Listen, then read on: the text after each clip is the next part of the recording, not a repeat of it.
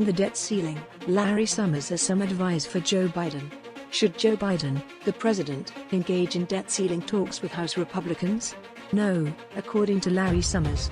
In his repeated criticisms of Bidenomics, the former Treasury Secretary of Bill Clinton and the first director of Barack Obama's National Economic Council hasn't held back. But Summers is advising the White House to go slowly when it comes to reaching out to House GOP leaders who are adamant about linking the United States' capacity to make bond payments to budget reductions. He said to MN, "This is kind of a crazy thing. I think it's just too early to be engaged in any kind of negotiations," you said. "It's unclear where the Senate is." That is the strategy the White House has employed thus far. In some ways, Biden is in a much better position to succeed than Obama was during the debt limit crisis of 2011. The economy is in a better place than it was before the global financial crisis, and Democrats fared better than predicted in the 2022 midterm elections compared to the Tea Party wave of 2010. Additionally, Republicans haven't specified where they would like to cut spending, which indicates a lack of urgency if Speaker Kevin McCarthy anticipates Biden cutting a deal soon. There is still a significant amount of time left. Although it's uncertain when the United States will really run out of money to pay its debts, Treasury and the think tank Bipartisan Policy Center predict the dreaded X-date will occur in early June. A default will undoubtedly have disastrous effects on the financial markets. Even though many on Wall Street claim to be confident that authorities will find a solution to prevent default before the clock strikes midnight, the uncertainty isn't helping anyone.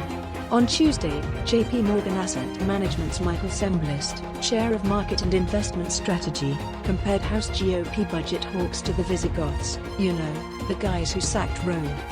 Even if the issue is resolved this year, which I believe it will, that doesn't guarantee that it won't resurface later on.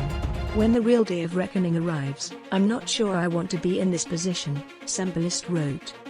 In light of this, Senate Republicans are not in a hurry to jump out in front of any charging mob. Mitch McConnell, the leader of the Senate's Republican Party, told reporters on Tuesday in the afternoon, "I can't believe any kind of debt ceiling resolution that might pass the Senate would also clear the House. I believe that Speaker McCarthy and the President should work together to resolve this particular incident.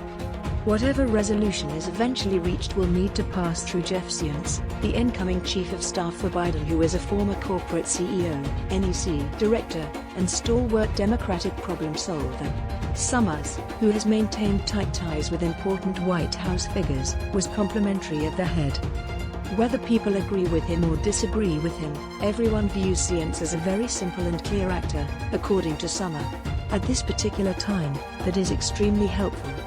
Changing the subject, Summers commented on the prospect that Jerome Powell and company can avert a recession by swiftly raising rates to battle inflation as Federal Reserve officials prepare for the Federal Open Market Committee meets the following week. Summers has long questioned the Fed's ability to provide a supposedly soft landing.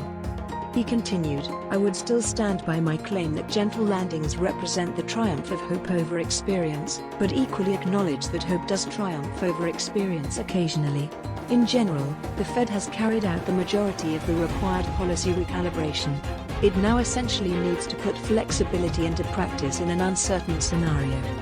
The Personal Consumption Expenditures Price Index and Q4 GDP growth are two significant economic indicators that will be released later this week and should provide more insight into the situation.